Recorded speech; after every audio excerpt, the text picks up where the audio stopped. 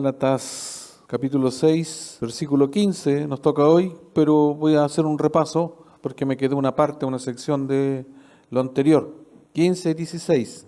Porque en Cristo Jesús ni la circuncisión vale nada, ni la incircuncisión, sino una nueva creación. Y a todos los que anden conforme a esta regla, paz y misericordia sea a ellos y al Israel de Dios. Después vamos, si Dios permite, vamos a ver el 16, que es se le llama un versículo medio controversial, ya, pero tratamos de hacer un trabajo de investigación para ver que no es tan controversial. Los controversiales somos nosotros mismos los que a veces nos complicamos. Solamente una parte yo quería recordar con respecto al versículo 15, cuando dice, porque en Cristo Jesús ni la circuncisión vale nada, ni la incircuncisión, sino la nueva creación. Y aquí donde usa este concepto de una nueva creación. O sea, refiriéndose que los judíos circuncisos y los no judíos incircuncisos o gentiles, ya, son expresiones que se usan para distinguir ciertos hombres, pueblos, naciones, como queramos decirle, en el ámbito de la salvación. Entonces, estos circuncisos vendrían representando al pueblo de Israel o los mismos judaizantes, y los incircuncisos serían los gentiles. Pero recordando también de base que esta carta a los Gálatas era a un pueblo gentil, de mayoría, y al ser gentiles eran incircuncisos porque no pertenecían a la religión judaica de aquel entonces. Por lo mismo, el énfasis que se ha dado en toda la carta es que estos Gálatas, que eran gentiles, no judíos, los judaizantes, cuando se habían infiltrado como falsos hermanos, estaban persuadiéndolos para que se judaizaran o se volvieran en parte a la antigua religión. ¿Y cuál era lo malo con esto?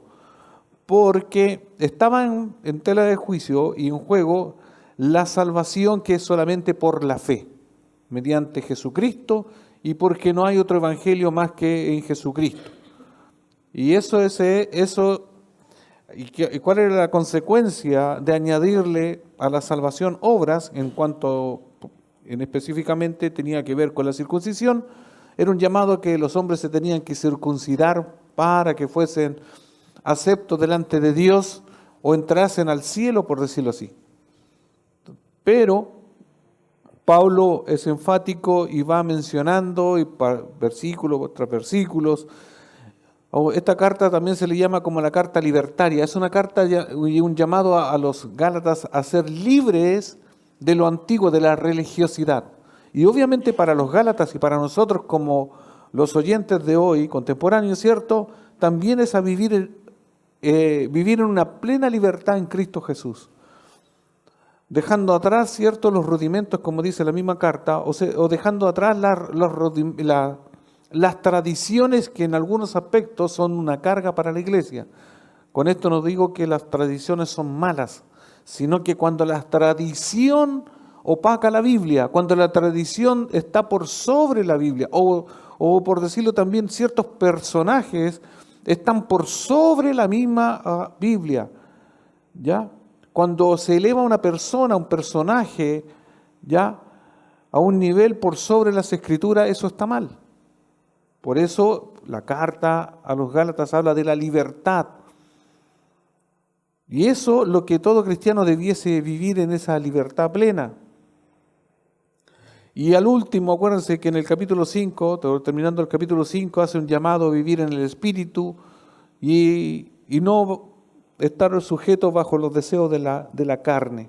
O sea, el llamado también es de vivir esa libertad en el Espíritu Santo, ya que es la única forma por la cual uno tenga victoria sobre los deseos de la carne, o lo tenebroso o lo pecaminoso, porque de lo contrario sucumbimos en el pecado, etc. Y eso ya se vio.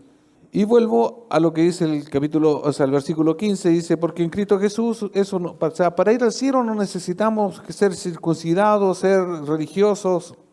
Estamos hablando lo que antecede para ir al cielo. Para acercarse a Dios no necesitamos, que es como un detalle que muchos hacen. Cuando uno en plano natural dice, yo para acercarme a Diosito, a la iglesia, que son lenguajes que se usan común y corriente, dice, no, yo cuando deje el vino, cuando yo deje el trago, cuando deje la droga, cuando deje las mujeres, deje todas esas cosas, todo el ámbito pecaminoso, ahí recién yo me voy a acercar a Dios porque Dios, algunos tienen esa imagen de que Dios es santo, no tolera el pecado, pero aún así dice, no, cuando yo deje de hacer todo eso, recién me voy a acercar. Es un error porque cuando uno se acerca, o bien dicho, Dios lo atrae, tiene que ser como esté para que Dios haga el trabajo que tiene que hacer. O sea, jamás usted va a ir al doctor cuando esté sano, porque uno tiene que ir cuando está enfermo, para que quite la enfermedad. Y Dios, en su gran misericordia, hace esto y dice, porque en Cristo Jesús, ahí está el énfasis, Cristo Jesús, ningún otro mediador, ya, ni la circuncisión, o sea, en Cristo, sino una nueva creación, y hablamos de la nueva creación.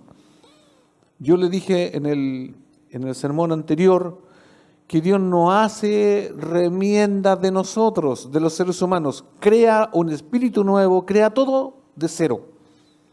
Cambia este corazón, lo muda y pone un corazón sensible, un corazón de carne, como dice Jeremías. ¿Ya? Todo es hecho nuevo, una nueva criatura. El envase aparentemente queda el mismo, como digo yo, pero interiormente pone un corazón receptible. Y eso lo hace ¿quién? El poder de Dios a través de su Espíritu. Y hablando sobre esa nueva creación, me quedó una parte donde hay ciertos conceptos que también varios sermones atrás se había hablado, donde se usa un lenguaje y unas palabras que son de carácter, que se usan en teología, que no quiero marearlos, pero simplemente los quiero añadir por lo siguiente.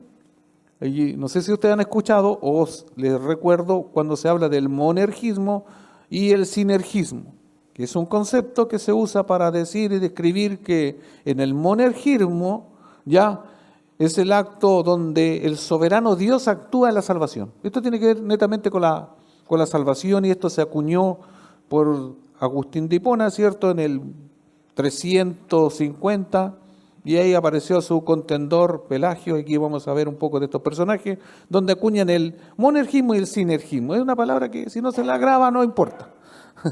Pero ¿cuál lo vamos a apuntar? Porque esto tiene que ver con la nueva creación. Porque para la nueva creación, ya el énfasis es que Dios es el que tiene el poder de crear. Usted y yo no decidimos nacer físicamente. Nadie dijo, yo voy a nacer tal día de tal mamá, tal papá, no, y tal lugar. Nunca ninguno de nosotros decidió eso. Eso es un designio soberano de Dios. Y en lo espiritual, igual. ¿Quién va a querer nacer del Espíritu si no es concedido por Dios? Por eso lo leí anteriormente al inicio, nadie viene al Padre. ¿Ya? Porque eso tiene que ser. Si Dios es Espíritu, nosotros tenemos que nacer de Espíritu. Y como en Adán todos pecamos y morimos, o se murió o entró la muerte espiritual en el ser humano, obviamente también la muerte física, pero más allá de la muerte física, es la muerte espiritual. Entonces en el monergismo ya tiene que ver esto con el poder, como dice, de uno que interviene en la salvación. Y sinergismo es con trabajo, o sea, tiene que ver con la ayuda, la colaboración, puede ser de muchos.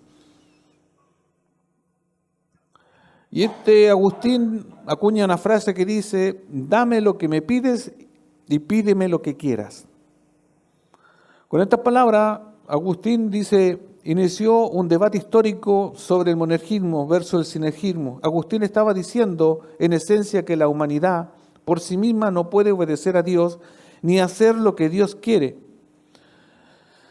Un monje, el contrario, un monje británico llamado Pelagio, en el 354 o 420, estos son datos históricos solamente, se opuso a la declaración de Agustín y argumentó que la humanidad puede responder a Dios sin ninguna participación por el Creador. Imagínense, de estos dos personajes empieza un debate teológico histórico hasta el día de hoy. Hermanos, más allá de que estas cosas son hechos históricos que para algunos es muy importante, para otros no tanto. El hecho es que si yo quiero profundizar o que se queden con la idea antes de seguir, si usted es hijo de Dios y nacido por la gracia de Dios, sea que usted cree que usted hizo algo o no lo hizo, o todavía no lo cree o no lo entiende, pero si es hijo de Dios, eso no lo va a cambiar ni el Pelagio acá, ni San Agustín. ¿Me entiende? Ni yo. Nadie. Si usted es nacido de Dios y es hijo de Dios, va a ser aquí en la guerra aquí. Eso no va a cambiar. ¿Pero por qué es un tema de debate? Porque para algunos la sensibilidad es la siguiente. Es para no robarle, para mí en lo personal, es no robarle la gloria a Dios. Esa es mi convicción personal. Usted puede tener otra y está en su derecho, pero para mí, mientras yo sea nada y Él sea todo, es mejor.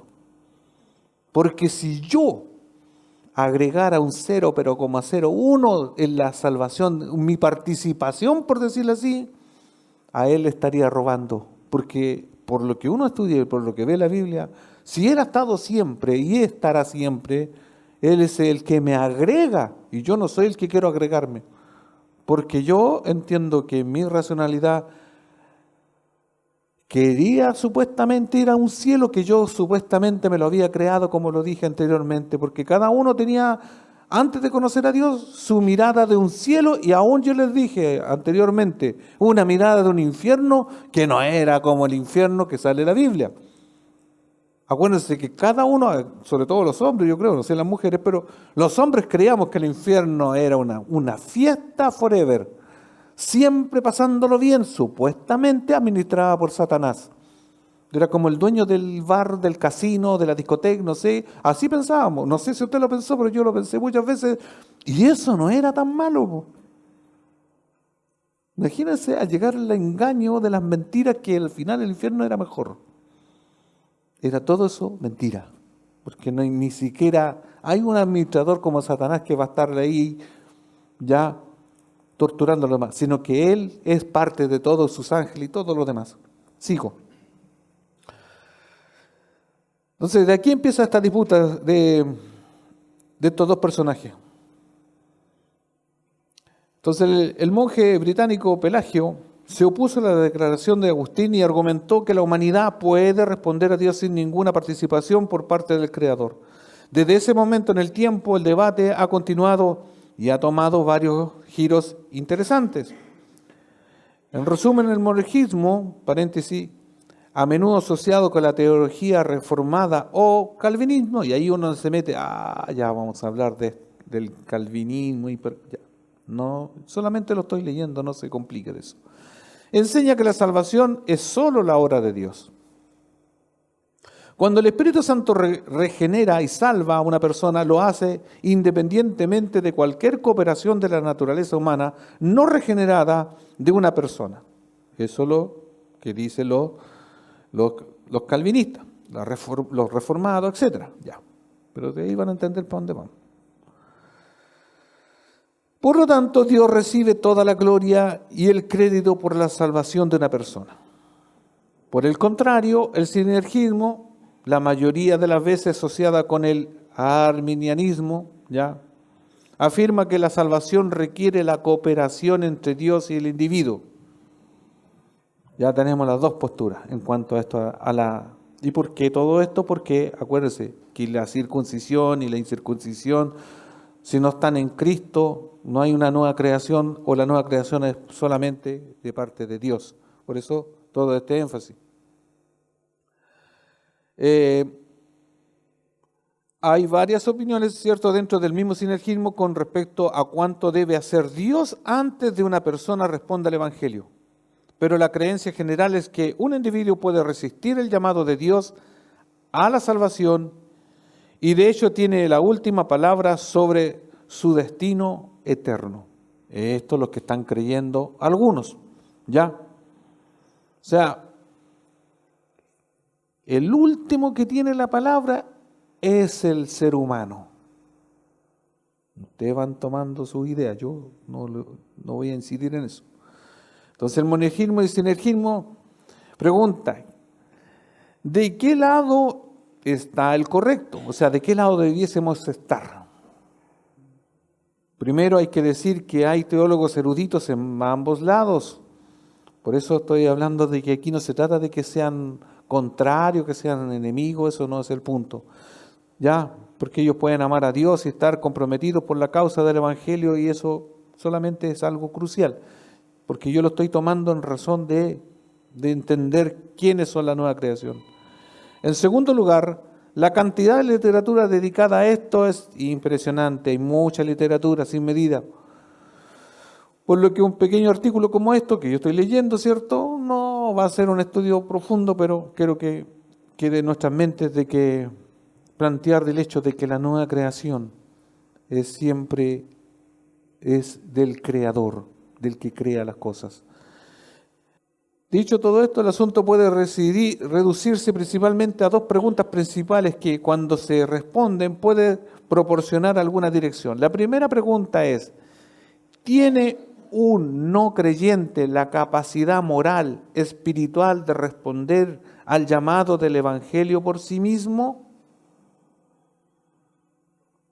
¿Tiene un no creyente la capacidad moral, espiritual de responder al llamado del Evangelio por sí mismo? Pero imagínese solamente antes de seguir, yo se lo voy a poner así, de esta manera. El prisionero más malo que está en la cárcel hoy, en cualquier punto del mundo, ¿tendrá la capacidad moral? Puede tenerla, pero la espiritual de responder por sí solo. El más malo de repente va a decir, de veras que matar es malo, voy a convertirme en bueno, desde ahora en adelante estando prisionero. Se los dejo así. En verdad, esta es la pregunta clave que impulsa a todo lo demás en la discusión del monergismo versus sinergismo. Otra pregunta, ¿cuán libres estamos con respecto a nuestra respuesta al llamado de la salvación de Dios? ¿Cuán libres estamos con respecto? Solamente un paréntesis. Los Gálatas, a los que se escribe la carta, ya eran creyentes, por lo tanto estaban libres. ¿Y por qué Pablo hace tanto énfasis a no caer en la esclavitud de la religiosidad judaica? O sea, un cristiano que ya es libre del pecado, ¿se puede esclavizar de nuevo? En el extremo del pecado no, pero sí en una religiosidad. Y somos llamados a vivir en libertad. ¿Y por qué esto de la libertad? ¿Y por qué estoy haciendo esto? Porque a veces en las iglesias hay personas que salen de la libertad del pecado, a lo mejor libertad del vicio, de palabras feas, de todo lo la inmundicia, ¿cierto? Pero lo esclavizan en una religiosidad. Lo estructuran y están así. Se tienen que vestir con corbatas, tienen que ellas usar pelo de tal manera, y si no es así, las penas de no sé dónde, porque las del infierno fueron libradas por Cristo. Pero si no obedecen a eso, se van a tener a las consecuencias, a las penas de la misma iglesia local.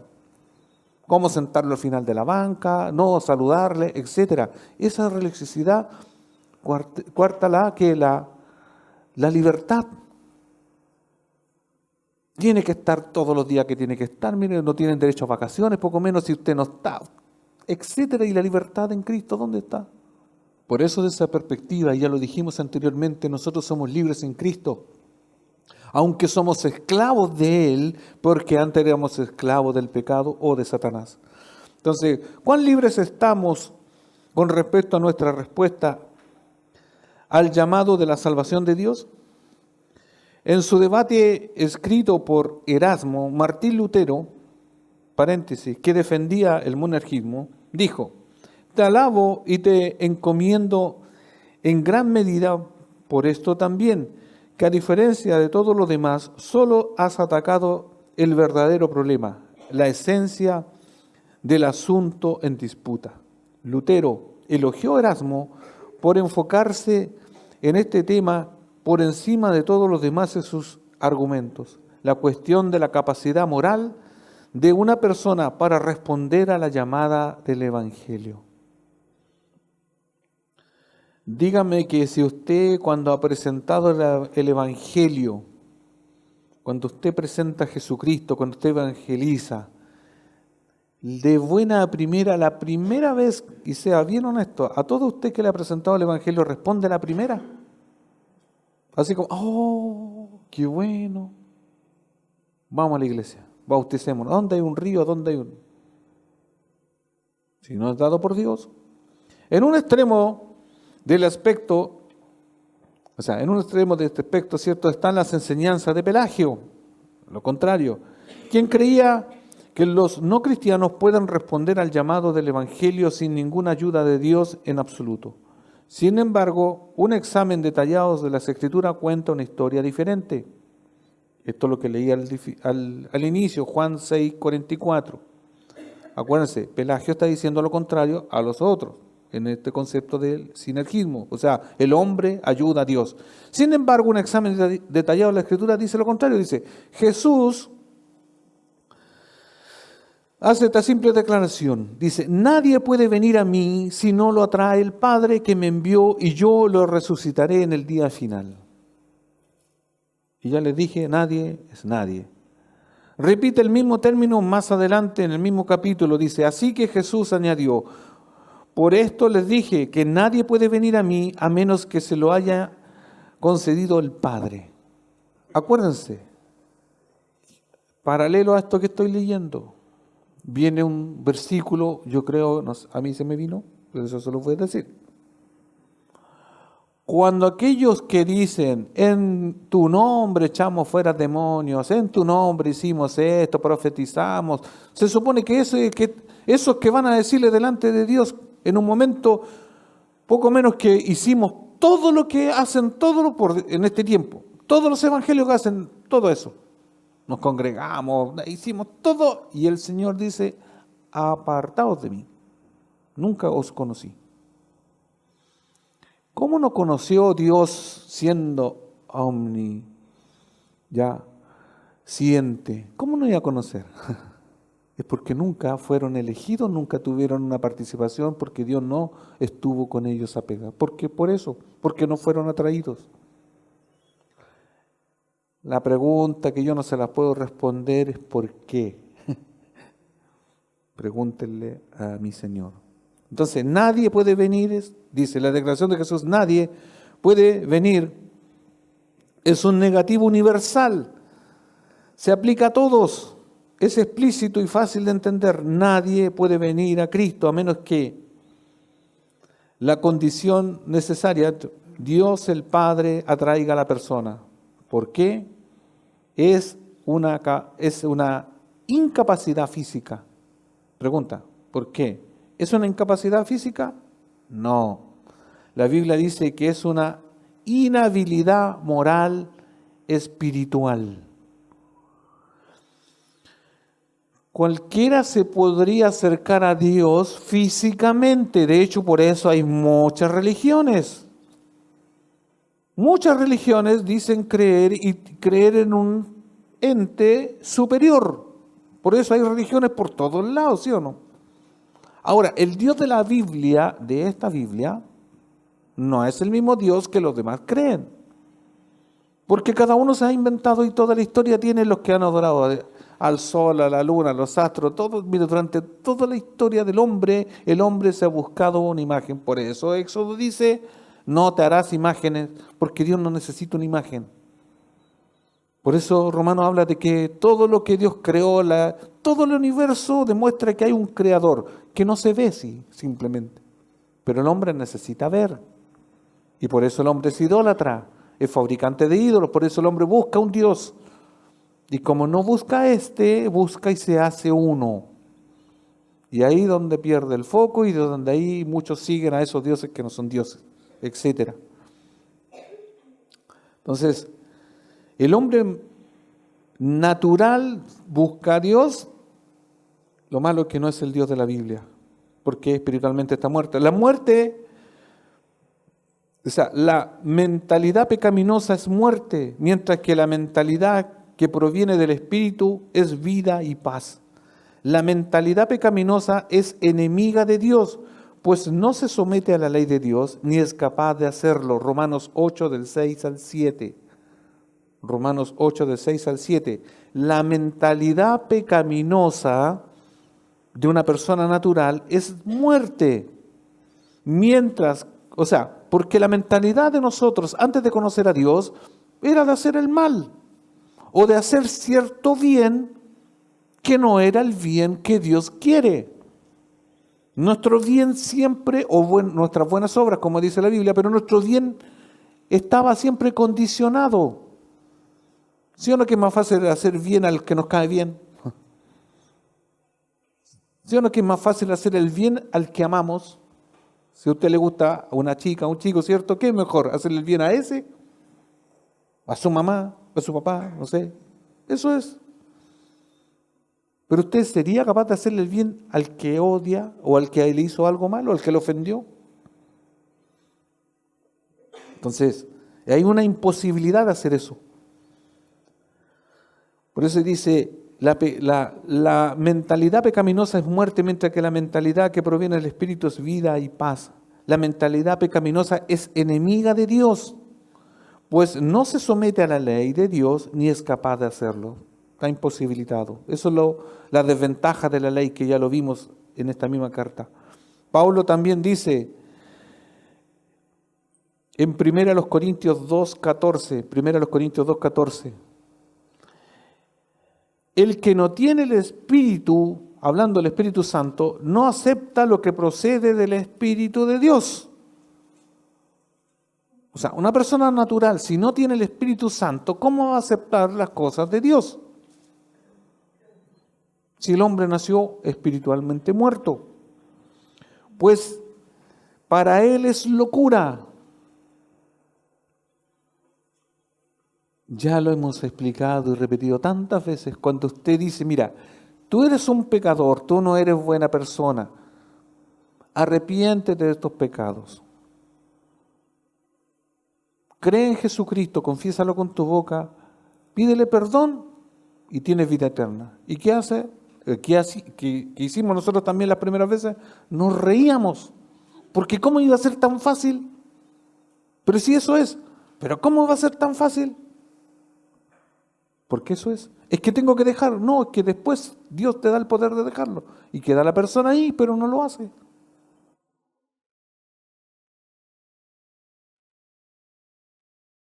Primero Corintios 2:14 dice, el que no tiene el Espíritu no acepta lo que procede del Espíritu de Dios, pues para él es locura. No puede entenderlo porque hay que discernirlo espiritualmente. Por eso la persona natural, con el intelecto, con el pensamiento, sí puede, por decir así, acercarse a Dios hasta cierto límite. Acercarse a una congregación, acercarse a una iglesia, pero aún así no ser salvo. Y hacer cosas en el nombre de Dios. Si el mismo que escribe esta carta, ¿se acuerda la historia de Pablo? Pablo estaba y perseguía a los cristianos en el nombre de Dios, pero del Antiguo Testamento, porque él creía que con espada y con matar él perseguía a los cristianos, estaba en otro camino, estaba en otra religión que no era así el proceder. ¿Se dan cuenta? Pero para él, su convicción estaba haciendo lo bueno, ¿sí o no? Sí, se sabía todo el Antiguo Testamento o lo tenía claro, sí. Todos los demás eran infieles de su Dios. Pero tiene un encuentro con Cristo y le dice, párale. Y ahí lo transforma. ¿Para qué vamos a detallar eso? Si él andaba en otra cosa, él andaba matando y persiguiendo. Y cuando tiene ese encuentro, Dios lo cambia. No decidió Pablo, nótese. No dijo, camino, no, cuando se aparezca un haz de luz, ahí yo voy a convertirme. No. En resumen, la Biblia declara que todos se apartan y se rebelan contra Dios. Romanos 3, del 10 al 11. Todos es todos. Todo ser humano. y están muertos desde el punto de vista de poder responder al Evangelio de Dios. Pablo dice, de acuerdo a Efesios 2:1-2, en otro tiempo ustedes estaban muertos en sus transgresiones y pecados en los cuales andaban conforme a los poderes de este mundo. Se conducían según el que gobierna las tinieblas, según el Espíritu que ahora ejerce su poder en los que viven en desobediencia. Los sinergistas, no pelagianos y todos los monergistas concuerdan, o sea, aquí los de acá y de allá, concuerdan en que un no cristiano no puede venir a Cristo por su cuenta y abandonando, dice, asimismo pasará una eternidad separado de Dios. Tanto los sinergistas como los monergistas testifican que Dios debe intervenir en nombre del incrédulo, o en el nombre del incrédulo, para que la persona pueda ser salva. Esto entonces lleva a la segunda pregunta clave que puede ser respondida. ¿Cómo posibilita Dios que un incrédulo acepte el llamado del Evangelio? Y una pregunta no menos importante, ¿le da tal habilidad a todos? ¿Cómo posibilita Dios que un incrédulo acepte el llamado del Evangelio? ¿Le da esta habilidad a todos Dios? En cuanto a la primera parte de la pregunta, si nadie puede venir a Cristo a menos que Dios el Padre lo atraiga, y siguen las interrogantes que yo creo que todos nos hacemos y por eso son temas de debate. ¿Qué le hace Dios exactamente al incrédulo para que acepte el Evangelio? Y esas son cosas que a veces no tenemos nosotros todas las respuestas, y ahí entre que medio estudiamos, que esto, que lo otro, damos ciertas respuestas y a veces quedamos cortos. ¿Qué le hace Dios entonces exactamente al incrédulo para que acepte el Evangelio? ¿Cómo interviene Dios? Un extracto del libro de Hechos proporciona un ejemplo del ministerio de Pablo. Busquen ahí Hechos 16 del 13:4.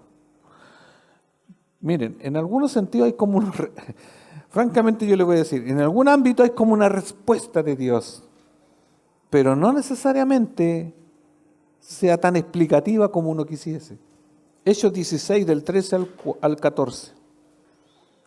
Recuerden la pregunta, yo se la recuerdo y leemos el texto. ¿Qué le hace Dios exactamente al incrédulo para que acepte el Evangelio? ¿Cómo interviene Dios? Dice el relato, el sábado salimos a la afuera de la ciudad y fuimos por la orilla del río donde esperábamos encontrar un lugar de oración. Estos son los apóstoles. Nos sentamos y nos pusimos a conversar con las mujeres que se habían reunido. Una de ellas se llamaba Lidia, adoraba a Dios. Era de la ciudad de Tiatira y vendía telas de púrpura. Mientras ¿escuchaba a quién? A los que estaban hablando de Jesucristo, en la predicación del Evangelio, ¿cierto? Mientras escuchaba el Evangelio, todo es añadido por mí, ¿cierto? Porque eso estaban haciendo, el Señor le abrió el corazón para que respondiera al mensaje de Pablo. ¿Qué hizo el Señor? Están los que están ahí, ¿cierto?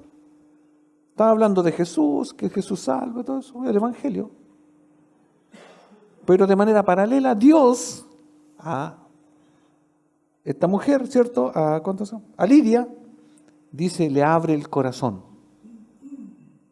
Ni los discípulos, ni los apóstoles, ¿quién le abrió el corazón? Ahora, esa parte que yo le digo, yo no se la puedo más allá.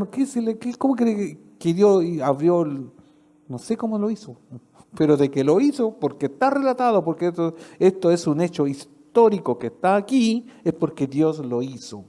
Y a lo mejor usted tiene un hecho histórico en su vida que usted no sabe cómo, pero un día usted sintió, a lo mejor, mire, las sensaciones otras veces yo le he hablado, ¿ya? Y puede que también no haya sentido absolutamente nada, Pero lo que perdura en el tiempo puede ser una convicción de que usted está en el lugar correcto y que su Dios es su Dios y usted de ahí no lo saca nadie. Como sea, mire, con que lloró, con que sintió corriente, con que se elevó, no se elevó, mire lo que haya sido con su experiencia en cuanto a cuando Dios a usted le abre el corazón, es porque Dios lo hizo. ¿Cómo? Pero lo hizo. Porque ahora, mire, yo antes hacía eso y ahora solito, por decirlo así, siento eso y estoy en este otro camino. Entonces, esta mujer fue impactada por el poder de Dios y le cambió el corazón, se lo abrió, dice ahí. Si siguen el versículo, el 15, el resultado de que Dios le abrió el corazón, buscaron agua y se bautizó ella y otros más. Automáticamente. ¿Se dan cuenta? Este pasaje demuestra explícitamente lo que se llama en el pensamiento monergista el llamado irresistible o eficaz de Dios.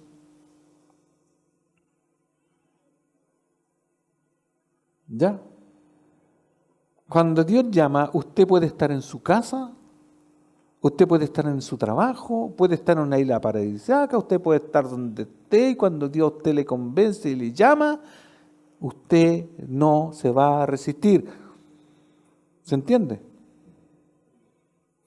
Porque es Dios que usted lo está llamando. Dios primero se movió sobre el corazón de Lidia y le permitió responder positivamente al mensaje de Pablo. Una vez hecho esto, ella vino libremente a Cristo, tal como Jesús dijo: todos los que el Padre me da vendrán a mí, y al que a mí viene no le rechazo. Esto está en Juan 6:37. El énfasis añadido dice, esto, que nadie lo rechaza.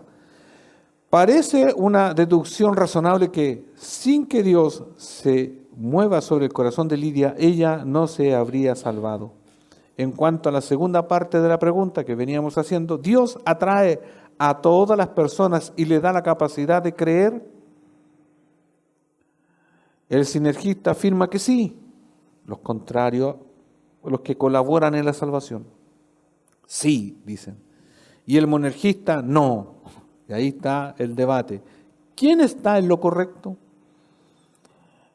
Los que creen que colaboran en la salvación, los sinergistas, ¿cierto?, afirman que Dios proporciona lo que se llama gracia proveniente. Proveniente, dice, a todas las personas. No es una gracia general, sino proveniente. Lo que los despierta de la muerte espiritual y les permite aceptar o rechazar el Evangelio. Miren, yo esto lo voy a parafrasear, es como que Dios, de acuerdo a este pensamiento, a los sinergistas, a estos que creen que colaboran en la salvación, es como que Dios a usted le da un cheque en blanco y dice, cóbrese el día que no tiene fecha, pero tiene que ver con la salvación. A todos se le da ese, y todo el ser humano, sea bueno o sea malo.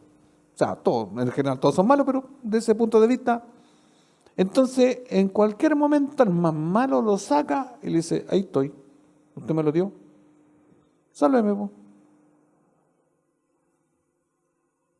Yo sé que esto, hacerlo en la lógica no tiene lógica, pero imagínense, si fuese así, entonces el más malo, podríamos decir, volviendo al pasaje anterior, Lidia, en ese momento, bueno, no dice que lo sacó, pero porque Dios dice, ahí dice literalmente que Dios le abrió el corazón. Entonces, ¿cómo esto? Si creyésemos esto, obviamente hay textos que los contrarios van a decir que hay textos, y ahí lo vamos a ver. Sin embargo, falta apoyo bíblico para tal noción. De hecho, no hay ninguna declaración explícita en ninguna parte de las Escrituras que describa el concepto de gracia preveniente. Los sinergistas apuntan, y hay dos textos, Juan 1:9. Los que dicen que colaboran en la salvación se apoyan de estos textos.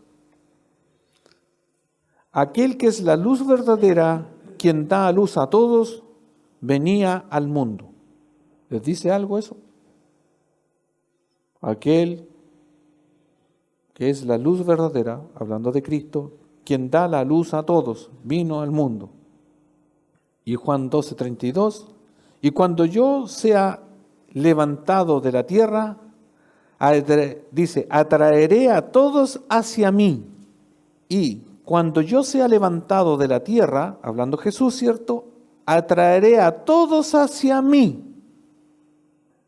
Y yo voy a hacerle la pregunta al texto, a lo que estoy diciendo. ¿Se equivocó Jesús cuando dijo esto? Porque desde que tengo memoria, históricamente, a todos sería a toda la tierra, ¿cierto? A todos los que han vivido después de la ascensión de Jesús, ¿cierto? Después de resucitado.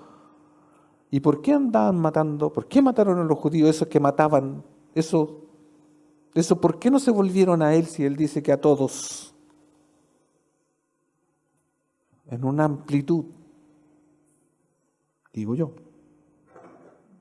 Porque tendrían que ser, esa sería una salvación automática. Porque como dijo a todos, acuérdense que el todos se tiene que estudiar y ver en qué contexto, a quiénes se lo dice.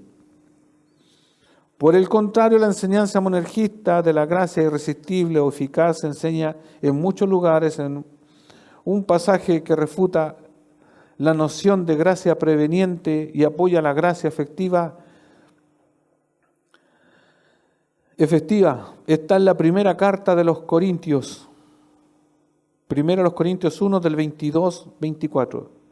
Quédense con los versículos de anterior, acuérdense que ya les dije, y ahora contrástelo con esto, ¿qué es lo que dice?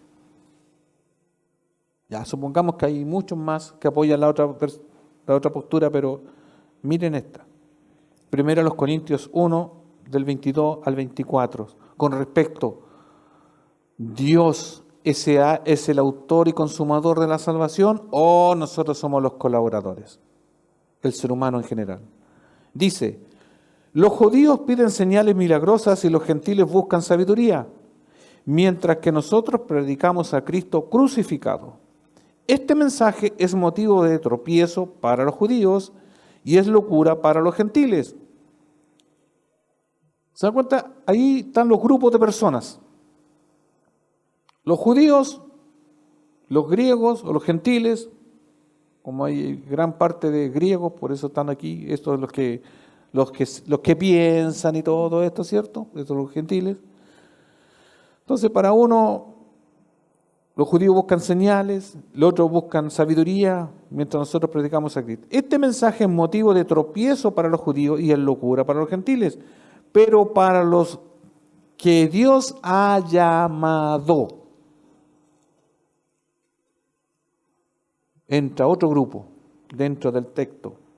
Judíos buscan milagros, gentiles buscan sabiduría, y después dice, pero para los que Dios ha llamado, lo mismo sean judíos o gentiles, ahí ya no importa, porque la salvación no hay de esto, de lo otro. Cristo es el poder de Dios y sabiduría de Dios. ¿Se dan cuenta que hay una distinción? Que hay llamados a salvación. ¿Y por qué hay llamados a salvación?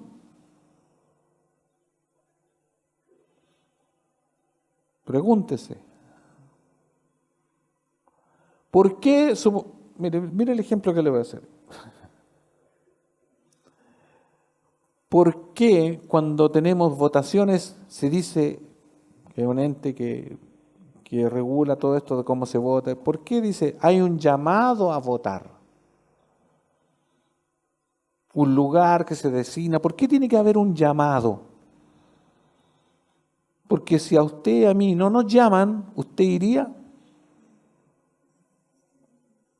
Se entiende, se deduce de manera general que debiésemos hacerlo, pero si no somos llamados y ahora obligados, no iría nadie. Y más encima designados a un lugar. Porque si dijeron ya, hay un llamado a votar y usted dice, no, todos vamos a votar a los que nos quede más cerca, que debiese cero, y así al lote. No, imagínese que en el plano natural hay un llamado.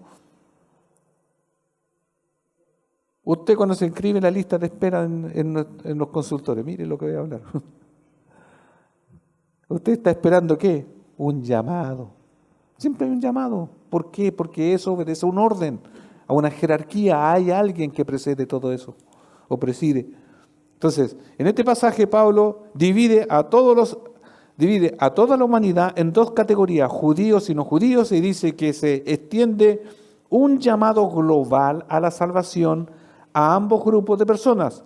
Luego, o sea, Dios está llamando cuando dice Juan 3:16, porque de tal manera Dios amó al mundo, un llamado global. Dios dice que Dios está anunciando y ha mandado cuánto, por decir del ámbito evangélico, de cuántos años, los que usted tenga, ha escuchado, arrepiéntete, Cristo viene pronto, arrepiéntete. Ese llamado ha sido universal. ¿Cuántas veces usted pasó? Estos canutos, y pasó usted, ¿no? Y pasó, ¿cierto? ¿Cuántas veces escuchamos ese llamado? Universal, usted escuchó, pero no obedeció. O escuchamos y no obedecimos. Es el llamado universal. ¿Cuántas veces se ha proclamado en las calles? Ahí hay un loco. ¿Sí o no? Que uno le pone más énfasis, otro menos énfasis. Pero, ¿obedecen todos? No. Entonces, Dios hace un llamado universal. Los que Dios ha llamado, por eso dice, hay un llamado universal. Luego hace referencia a un subconjunto de judíos y no judíos, que son los que Dios ha llamado. Solo estos son los que llegan a la salvación, los que reciben el llamado eficaz de Dios. Los otros, los no llamados, escuchan el llamado global. Acuérdense, llamado, ya global, pero el otro es especial.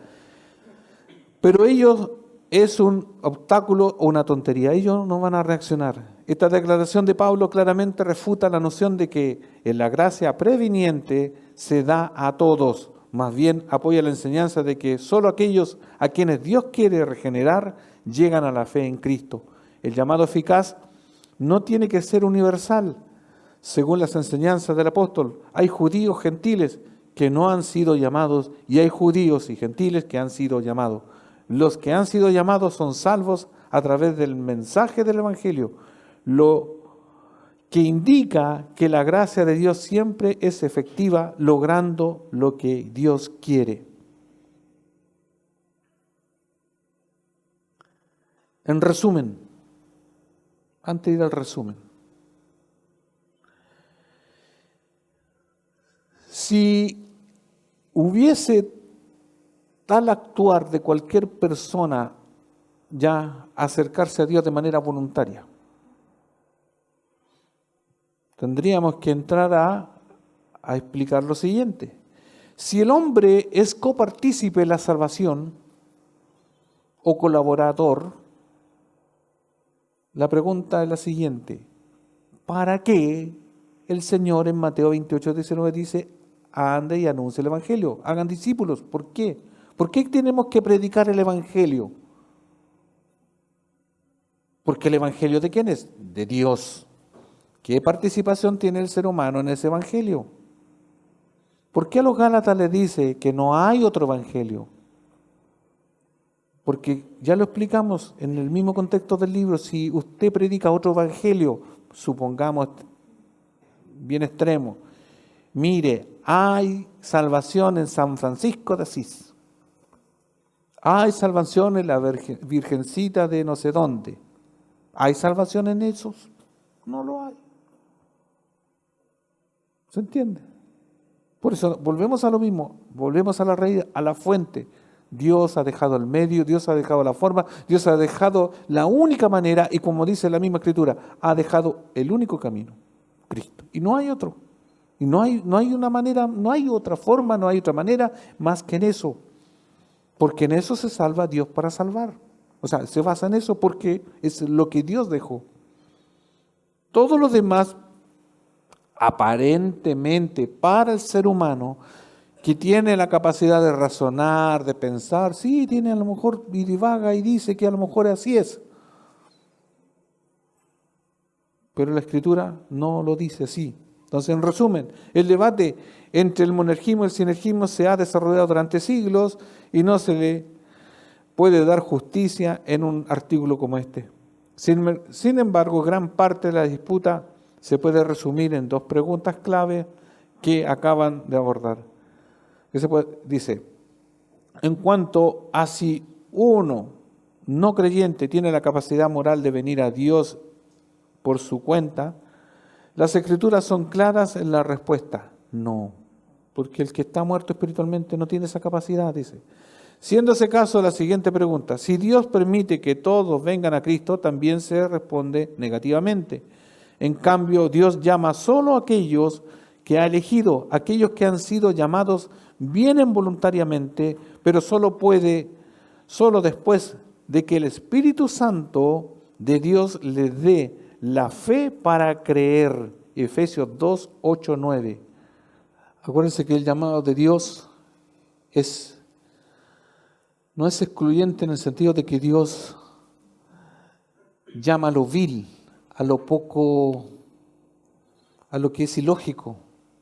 Cuando llama a las bodas, ¿se acuerdan de esas parábolas cuando habla la Biblia? Aquí nos llama a los eminentes, a los que tienen mucha capacidad, se nos llama a los que no son, a los que son fuera de una lógica, a los que por decir no capacitan. Y yo lo he dicho muchas veces, ¿quién de nosotros capacitaba para entrar al cielo? Ninguno. ¿Por qué tendría que Dios decirnos, o sea, de nuestra perspectiva, no, Señor, acéptame porque mira, yo no puedo capacitar, no puedo hacer nada? Entonces Efesios 2, del 8 al 9 dice, Dios los salvó por su gracia cuando creyeron. Ustedes no tienen ningún mérito en eso. Es un regalo de Dios. La salvación no es un premio por las cosas buenas que hayamos hecho. Así que ninguno de nosotros puede jactarse de ser salvo. ¿Entiende? El versículo dice, esta es la versión NTV, Dios los salvó o nos salvó por su gracia cuando creyeron. Ustedes no tienen ningún mérito en eso. Es un regalo de Dios. El 9 dice, la salvación no es un premio por las cosas buenas que hayamos hecho. Así que ninguno de nosotros puede jactarse. ¿Podemos jactarnos? No, porque la Escritura lo dice. El resultado final es que Dios recibe toda la alabanza y toda la gloria por la salvación en la vida de una persona. Como dice el gran predicador puritano Jonathan Edwards, los que han recibido la salvación deben atribuirla únicamente a la gracia soberana y darle toda la alabanza a Él, quien los diferencia de los demás. Podríamos darle crédito a Agustín de Hipona. Dios debe otorgar a su pueblo la capacidad de obedecer las cosas que Él ordena y desea que ellos hagan. Con esto concluimos la parte que se me quedó el domingo pasado. Hermanos, más allá que usted se acuerde de los conceptos o no se acuerde, porque yo soy enemigo de abrumarlos con muchos conceptos teológicos, me gusta ir más a la práctica y a la buena comprensión de las Escrituras, a tener claro, porque en lo que yo creo, en mi convicción, me quiero quedar siempre con lo que dice obviamente las Escrituras, pero ¿qué es lo que a lo mejor a mí podríamos decir no me agrada? Pero lo tengo que obedecer. Y prefiero que Él, y solo Él, haya tomado la iniciativa. ¿Por qué? Porque de Él depende que yo siga siendo salvo hasta la eternidad. Porque si yo colaboré en un punto, y si un día quiebro ese punto, ¿qué pasaría de manera automática? Perdería la salvación. Porque si el hombre colaboró en un punto, en un poquitito, ese poquitito se puede diluir en el tiempo. Pero como Él es el que me llamó, es Él que puso un corazón nuevo, porque Él vino a vivir más encima en mi corazón, el Dios viviendo en mi corazón, en su corazón, Dios no se va a salir, porque es un sello. La Escritura va dando así, doctrina tras doctrina. Si usted estudia el Espíritu Santo, ¿qué es lo que hace el Espíritu Santo? Es Dios en nosotros, no con nosotros, en nosotros puso un sello, una garantía indeleble, ese no se sale, se contrista, se apaga, pero no se sale, porque cuando usted llega al cielo, llega, por decir, sigue preservado. Cuando Dios pone el querer como el hacer es cuando usted no quiere nada, pero Dios le puso eso. No le nació a usted las ganas porque no las tenía. Porque yo los tengo esculpidos en el hueco de mi mano. ¿Ya? Porque el pastor da la vida por sus ovejas. Las ovejas que somos nosotros oímos esa voz. Él pelea por nosotros. Él no, aunque yo me salga un día por un tiempo del redil, Él me trae. ¿Con qué elementos? Su vara y su cayado. Con el cayado, esa cosita curva que está así, nos pesca, bueno, a la oveja natural de aquí del cuellito, del cogote. Lo tira así, cuando usted se sale, cuando nosotros nos salimos, nos trae acá. Y con el palo ahuyenta el lobo que trataba de comernos y todo lo demás, ¿cierto? Y con el palito le da al lobo. ¿Por qué? Porque Dios preserva. Y Juan 17 dice, para que ninguno se pierda. Dice, le pido al Padre que me los guarde del mundo, que no los saque. O sea, todavía que estemos aquí. Entonces, ¿cómo uno va a decir que yo colabore? ¿Qué? ¿Cómo voy a sostener eso? Prefiero lo otro porque así yo soy un eterno agradecido de mi Dios. ¿Cómo no agradecerle por todo si yo nunca le busqué? Sea honesto, nunca usted buscó a Dios. Él le buscó. Él le estrechó su vida.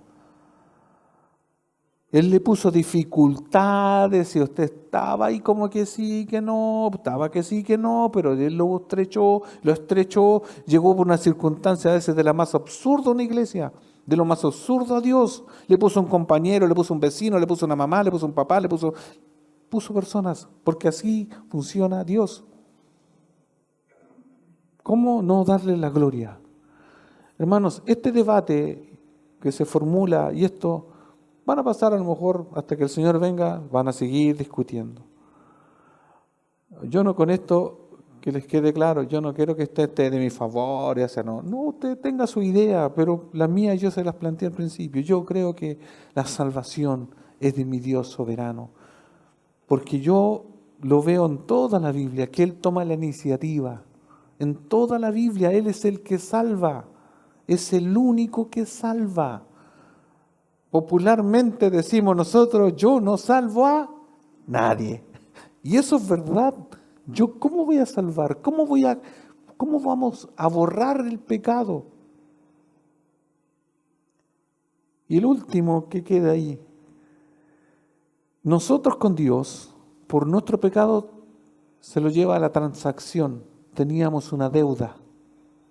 Se me estaba olvidando, me recordé, gracias a Dios. Dice, nosotros, supongamos que ya el hombre reacciona, ya nace espiritualmente, o tiene la capacidad de nacer, ya póngale que démosle el ancho a eso.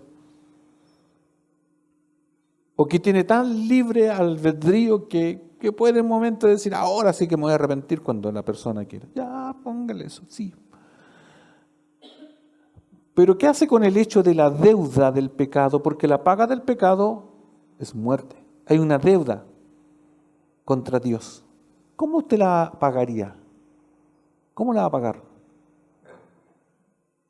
¿De dónde saca el medio para pagar la deuda?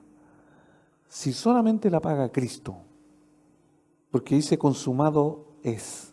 Todo el acta de nuestros pecados la pagó Él. O sea, si Dios para salvar tiene que hacer eso, es porque Dios es el único que salva. ¿Cómo yo pago por mis pecados? Mis acciones supuestamente buenas son trapo de inmundicia. Por eso me quedo en esta vereda. Todo de Él y para Él, y por eso es mi eterna gratitud por salvar a un pecador, por salvar a lo más vil que existe en la tierra. Como dice Pablo, yo soy el primer pecador, el más pecador. Creo que cada uno de nosotros podemos sentirnos igual, porque éramos inmerecedores de eso. Lo inexplicable es porque yo no lo sé, porque usted no lo sabe. Pero démosle gracias porque sí, Dios se fijó en nosotros. Antes que hiciéramos lo bueno y lo malo, por eso decía el texto, yo los llamo. Y a usted Dios lo ha llamado o lo está llamando. Ya, no cierre sus oídos porque Dios está llamándole a que se arrepienta, a que tenga una comunión. Mire, en un abrir y cerrar de ojos usted va a reaccionar, pero también hay una responsabilidad de atender, porque está llamándolo Dios, a lo mejor no en este mensaje, pero muchas veces, y tiene que reaccionar, porque no sabemos cuándo el Señor va a pedir cuenta de nuestra vida y nos va a sacar de este mundo. Porque no sabemos que después de salir de aquí, cuántos minutos, días, años nos quedan.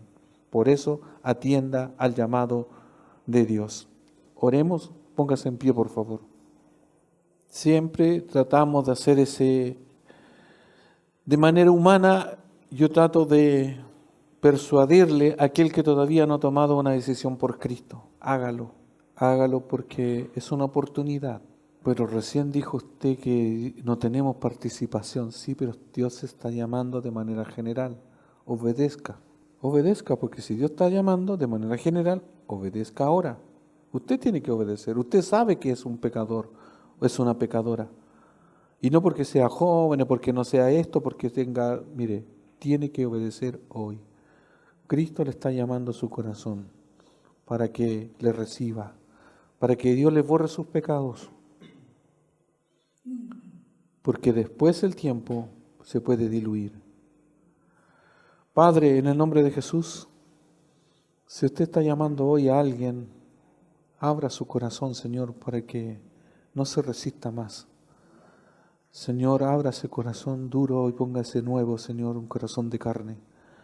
Sea, Señor, usted, que así como lo ha declarado en las Escrituras, es el autor y consumador de la salvación. Señor, ¿cómo le vamos a restar crédito a todo lo que usted hace?